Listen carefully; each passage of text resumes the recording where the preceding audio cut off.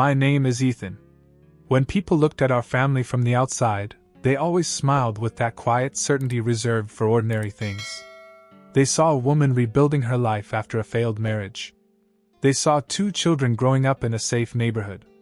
They saw me standing beside Rachel at school events, carrying grocery bags into the house, mowing the lawn on Saturday mornings. They assumed I had stepped into an already happy life. They couldn't have been more wrong. When I met Rachel, she was exhausted in a way sleep couldn't fix. She wasn't just raising 2 children alone, she was surviving each day one decision at a time. Logan was 10. Emma had just turned 8. Their father had already become one of those names that lived mostly in excuses. Some weekends he promised to come. Most weekends he disappeared. Birthdays were missed. School concerts came and went without him. Child support arrived whenever it happened to cross his mind. Rachel never spoke badly about him. She didn't have to. His absence said enough. I wasn't looking to replace anyone. I never imagined myself walking into another man's place. I simply loved Rachel, and loving her meant accepting that her children would always come first. I accepted that without hesitation. At first, everything felt possible. The kids were polite. Careful. Distant, but polite. Logan answered my questions with one-word replies. Emma hid behind her mother whenever I came over. That was normal. Trust isn't built overnight. So I never forced anything. I showed up. Again. And again. And again. When Rachel worked late, I picked the kids up from school. When Logan forgot his soccer cleats, I drove across town before practice. When Emma caught the flu, I spent 3 nights sleeping on the floor outside her room because Rachel had caught it too and could barely stand. Nobody asked me to. I simply did what needed to be done. Some people believe love is measured in grand gestures. I've learned it's measured in repetition. Making breakfast every morning. Packing lunches. Remembering who likes strawberries and who hates tomatoes. Knowing exactly which cereal box is almost empty before anyone says a word. Love lives inside ordinary routines. And over the years, those routines quietly became my life. I woke before everyone else. Coffee first. Then breakfast. Eggs for Rachel. Pancakes for Emma. Toast and bacon for Logan because he refused to eat pancakes after turning 13. After breakfast, I loaded the dishwasher, packed leftovers, started a load of laundry, checked what groceries we were running low on, and headed to work. On my way home, I stopped at the supermarket almost every evening. Milk. Bread. Chicken. Fruit. Paper towels. Laundry detergent. Dog food after Emma convinced Rachel we absolutely needed a rescue puppy. By the time I walked through the front door, I already knew what dinner would be. I cooked. Every night. Not because Rachel expected it. Because it made life easier for everyone. After dinner, I cleaned the kitchen while Logan disappeared into his room with his headphones on and Emma buried herself in homework. Later came laundry. Then taking out the trash. Then making sure everyone had something ready for the next morning. The days blurred together. Monday. Wednesday. Saturday. Christmas. Birthdays. It didn't matter. Someone had to keep the machine running. That someone became me. The strange thing about constant effort is how quickly people stop noticing it. Nobody comments when there's always clean laundry folded in the hallway.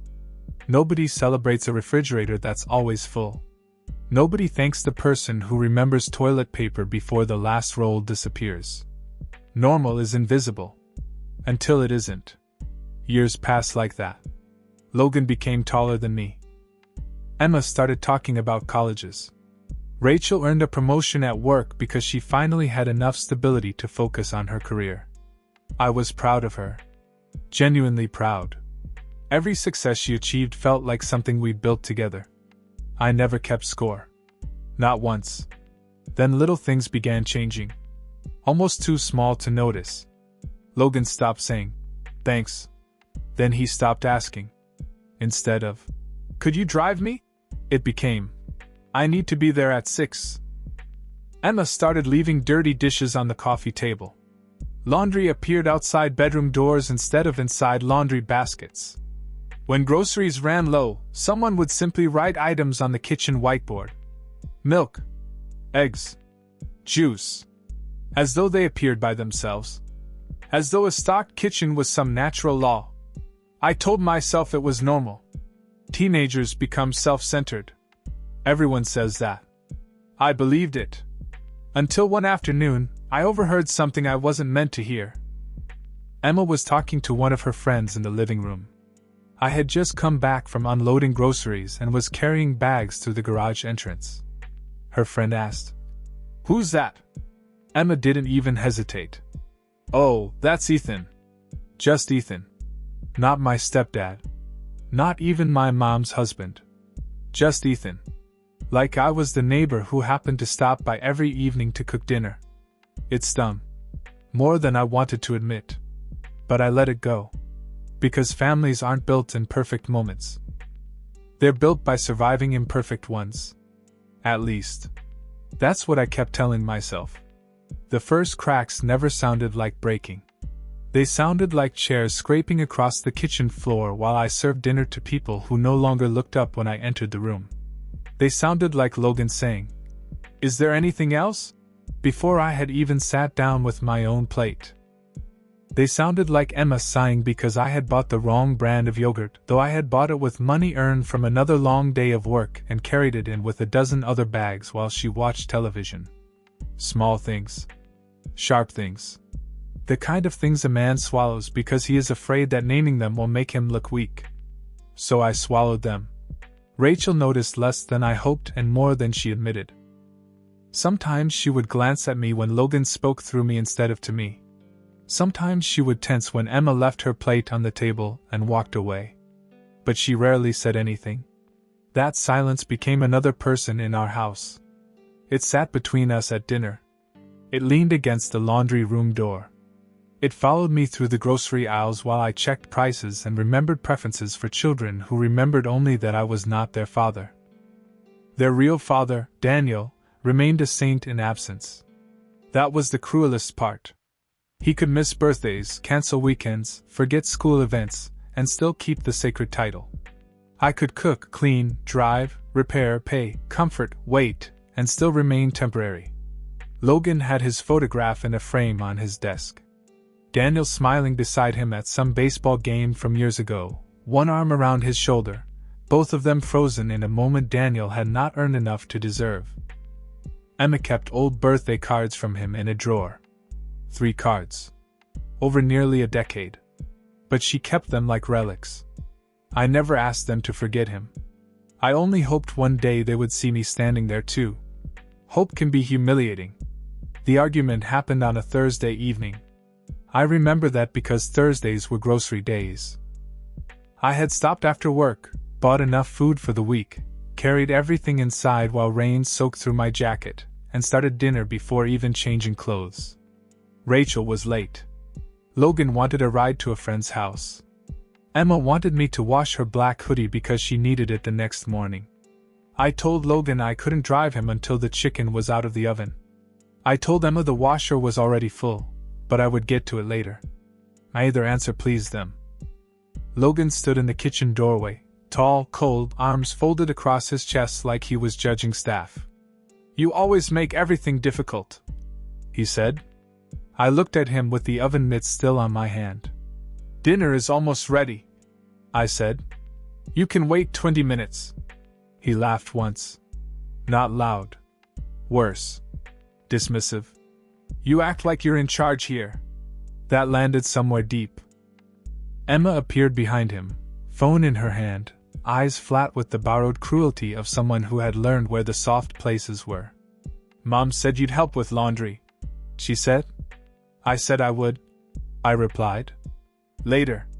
You always say later when it's something for us." I stared at her. For us. As if the meal in the oven was for me alone. As if the groceries on the counter were decoration. As if the clean towels upstairs, the paid phone bills, the rides, the lunches, the working lights, the safe home, the steady rhythm of their lives had descended from heaven, while I stood nearby taking credit. Rachel came in then. She was tired. I could see it in her face. But I needed her.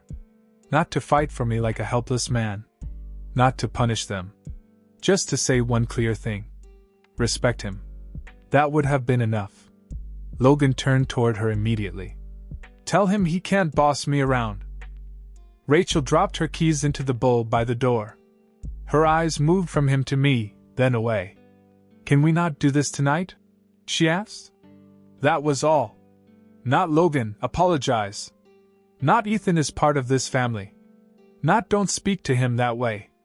Just exhaustion dressed as neutrality. And neutrality in a house like ours always protected the cruelest voice. I took the chicken from the oven and set it on the stove.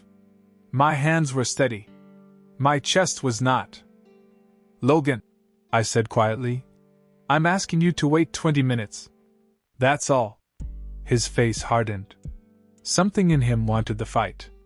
Maybe he had been waiting years to say it plainly. Maybe every eye roll, every ignored thank you, every comparison to Daniel had been practice for this one sentence. He stepped into the kitchen. You're just a guest in this family. The room changed. I felt it immediately. Some sentences do not enter the air. They remove oxygen from it. Emma didn't hesitate. He's right, she said. Your mom's husband. That doesn't make you our dad. Rachel stood by the door. Silent. I looked at her longer than I looked at them. Because children can be cruel. But a wife's silence is a verdict.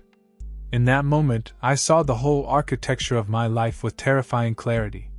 I had been the beam hidden inside the wall, carrying weight no one saw. Useful. Necessary. Covered over. Never admired. Never named. A guest. A guest who paid bills. A guest who cooked. A guest who folded their clothes. A guest who cleaned their mess. A guest who had mistaken responsibility for belonging. I removed the oven mitt and placed it on the counter. No shouting came out of me. No speech. No desperate list of everything I had done. A man should never have to submit receipts for his own humanity. I only nodded. All right, I said. Logan blinked, as if he expected anger and didn't know what to do with acceptance. Emma looked uneasy for the first time. Rachel whispered my name. I turned off the stove. The chicken sat there, finished and untouched. I understand now, I said. Then I walked upstairs, changed out of my wet shirt, and went to bed without eating. Nobody followed. That was important. Nobody followed. The next morning, I woke before everyone else out of habit. My body moved toward the kitchen before my mind caught it. Coffee. Breakfast. Lunches. Grocery list. Laundry. The old religion of service. I stood in the hallway and stopped. Guest. The word waited for me in the dark like a hand on my chest. So I made coffee for myself. 1 cup. I drank it slowly at the kitchen table while the house slept around me, and for the first time in years, I did nothing for anyone else. No eggs. No pancakes. No packed lunches. No folded uniforms. No note reminding Logan about practice. No hoodie washed for Emma. When I left for work, the refrigerator was already half empty. The sink still held dishes from the night before. A load of laundry soured in the washer. The trash bag sagged full by the back door. I looked at all of it, and felt something cold settle inside me. Not peace. Not revenge. Recognition. They had called me a guest. So I decided to behave like one. People imagine revenge as something loud. They picture slammed doors, broken plates, screaming voices, dramatic exits. Real withdrawal is quieter than that. It sounds like an untouched washing machine. An empty refrigerator. A sink that nobody remembers to empty because the person who always remembered has decided to stop. I went to work exactly as I always had. I greeted my coworkers. Finished my reports. Answered emails. The only difference was that, for the first time in years, I drove straight home without stopping at the grocery store. The habit almost pulled me into the parking lot. My hands even turned the steering wheel before I caught myself. No. Guests don't stock another family's kitchen. When I walked through the front door, the silence felt different. Rachel was standing in front of the refrigerator. She opened it, closed it, opened it again, as though more food might appear if she checked twice. "Ethan," she called. I looked up from taking off my jacket. "Did you forget to shop?" "I didn't." She frowned. "But there's almost nothing here." "I noticed." She waited. "So did I." Finally she asked, "Are you going after dinner? There won't be a shopping trip." She stared at me for several seconds. "What do you mean?" "I mean exactly what I said." Logan walked into the kitchen without looking away from his phone. "Is dinner almost ready?" "No." He looked up. "What?" "I'm not cooking." The room became very still. Emma laughed first. She thought I was joking. "Seriously." "I am."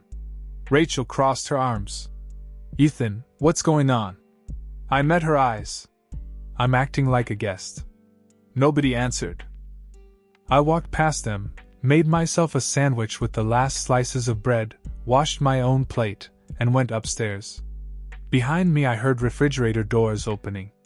Cabinets. Drawers.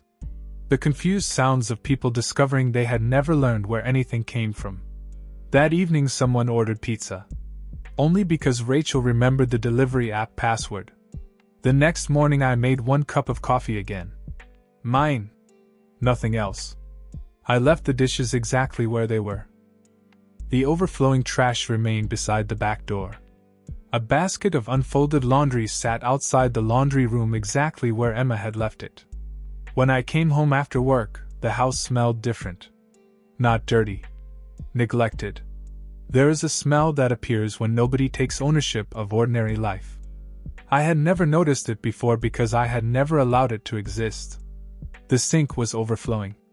Coffee mugs, glasses, pans, plates with dried sauce stuck to them. Rachel was rubbing her temples. "Ethan." I waited. "Can you please empty the dishwasher?" "No." Her eyes narrowed. "You're proving a point." "No." "Then what are you doing?" "Accepting yours." She looked confused. "Mine?" "I was told I'm a guest." Rachel looked toward the hallway where the kids couldn't hear us. "They didn't mean." "They did. They were angry." "I wasn't." Silence settled between us. Then she sighed. "This is childish." I almost smiled. "No. This is accurate." She shook her head and began loading dishes herself. 5 minutes later she stopped. There wasn't enough room. Because nobody had emptied the dishwasher the night before. She stood there staring at it as though it had betrayed her. I quietly walked upstairs. By the 3rd day, little cracks had become visible everywhere. Logan couldn't find clean soccer uniforms. Emma was wearing a sweatshirt she clearly didn't want because her favorite hoodie still smelled damp inside the washing machine. Someone forgot to buy milk. Someone forgot dog food. Someone forgot garbage day. The trash bin stayed beside the garage while every other house on the street had theirs emptied. No one noticed until the truck had already disappeared. That evening Logan finally spoke directly to me. "My uniform isn't clean." "I know." "Aren't you going to wash it?" "No. I need it tomorrow." "I understand." He stared. "That's it. That's it." His frustration grew. "You've always done the laundry." "I used to." "What changed?" "You explained it to me." He opened his mouth. Closed it again. For just a second, I thought I saw recognition. Not regret. Recognition. Rachel came home carrying grocery bags herself. Too few. She had forgotten half the list. Because shopping wasn't simply buying food. It was remembering everything before it became a problem. Paper towels. Dish soap. Toilet paper. Batteries. Cooking oil. Salt. The thousands of invisible decisions that made a home function. She looked exhausted, putting everything away. I don't know how you remembered all this stuff. I looked at her calmly. You never had to. By the end of the first week, the house no longer felt like the home I had spent years building. Dust gathered along the staircase. Laundry baskets overflowed. The dog waited beside an empty food container until someone remembered to drive to the store. Rachel was working all day and trying to manage everything after work. She looked older already. One night she found me reading in the living room. Ethan. I lowered the book. Please. Just one word. Please what? Go back to normal. I thought about that sentence. Normal. Normal had been waking before sunrise. Cooking for 4 people. Cleaning after everyone. Shopping. Driving. Repairing. Planning. Remembering. Giving. Receiving almost nothing. She wanted normal back. Not because she suddenly understood me. Because life had become inconvenient without me. I closed my book carefully. There is no normal anymore. She sat down across from me. The kids are struggling. So are you. Yes. And yet neither of those things changes what was said. They're sorry. They haven't apologized. They will. I nodded slowly. Maybe. She leaned forward. They're just children. I looked toward the kitchen where another pile of dishes waited untouched. No, I said quietly. They're old enough to know the difference between using someone and respecting them. Rachel had no answer. For the first time since I had entered her life, she simply sat there, surrounded by the quiet collapse of the home we had built together, finally seeing the work that had always been invisible. The house had not fallen apart because I wanted revenge. It was falling apart because I had been holding it together alone for years. And once I let go, everyone finally noticed the weight I had been carrying. The second week stripped away every illusion. The first week had been confusion. The second became reality. Nobody asked anymore whether I was serious. They already knew. Every morning I followed the same routine. I woke before sunrise, brewed a single cup of coffee, toasted 2 slices of bread, washed my own plate, picked up my keys, and left for work. Nothing more. The rest of the house woke on its own. No breakfast waiting. No lunches packed. No reminder that Emma had a dentist appointment. No text to Logan telling him to leave 10 minutes early because traffic was heavier than usual. Those little things had once seemed insignificant. Now they disappeared one after another, and each absence left another crack. Rachel began arriving late to work. She had to make breakfast, find clean clothes, pack lunches, remember permission slips, feed the dog, answer questions that used to be answered before anyone asked them. By the time she finally left the house, she already looked exhausted. I watched without satisfaction. There was no pleasure in seeing someone struggle. There was only certainty. This was the life I had quietly carried. Now everyone else could finally see its weight. One evening I came home to find Logan standing over the stove. Smoke filled the kitchen. A frying pan had been left unattended while he answered a message on his phone. Rachel rushed him with a towel, waving the smoke away while Emma opened every window in the house. Nobody noticed me standing in the doorway. For years I would have stepped forward immediately. Taken over. Solved the problem before anyone had time to panic. Instead, I hung my jacket in the closet and walked upstairs. The smoke alarms finally stopped screaming. An hour later, Rachel knocked on the bedroom door. Can we talk? I looked up from the book resting in my lap. Of course. She sat carefully on the edge of the chair across from me. I didn't realize. I waited. I honestly didn't. What didn't you realize? Everything. She looked around the room as though the answer might be written somewhere on the walls. The shopping. The cooking.